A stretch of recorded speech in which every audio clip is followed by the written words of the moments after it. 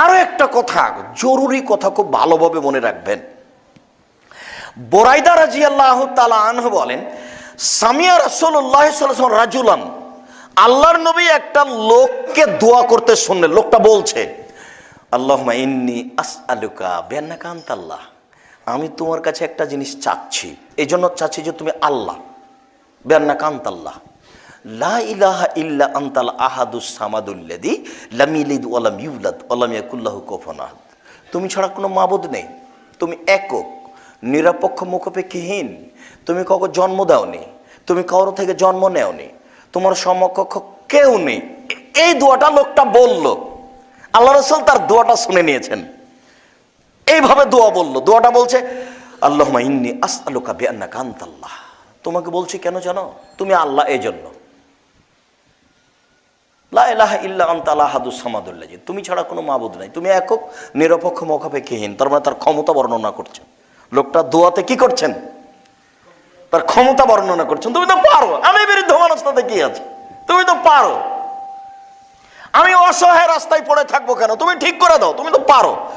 পারো না এমন কাজ তোমার কাছে নেই, তুমি একক, নিরপেক্ষ, মুখাপেক্ষীহীন, তুমি কারো কাছে জন্ম নেওনি, তুমি কাউকে জন্ম দাওনি, তোমার সমকক্ষ কেউ নেই, তুমি একক, ক্ষমতার মালিক।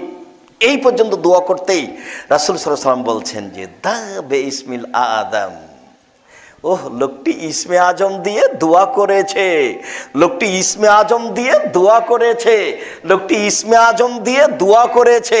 আল্লাযী ইজা দুআ বিহি উস্তুজিবা, এইটা দিয়ে দোয়া করলে কবুল করা হয়। ও শৈলা বিহি উতিয়া, ও শৈলা বিহি আতা, এটা দিয়ে চাইলে দিয়ে দেওয়া হয়, এটা দিয়ে বললে মেনে নেওয়া হয়, এটা দিয়ে চাইলে দিয়ে দেওয়া হয়, এটা দিয়ে বললে মেনে নেওয়া হয়, এটা দিয়ে চাইলে দিয়ে দেওয়া হয়।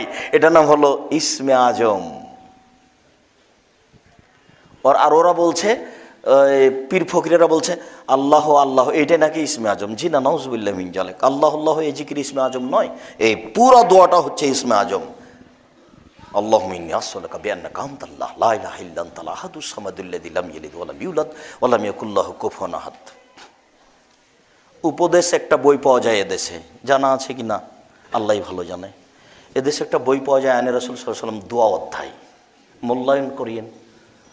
মাসিক আল ইতিসাম পত্রিকা মূল্যায়ন করেন, আমার অনুরোধ রক্ষা করার চেষ্টা করেন। আমি আপনার ক্ষতি করছি এটা আমার কোনো সময় মনে বলে না।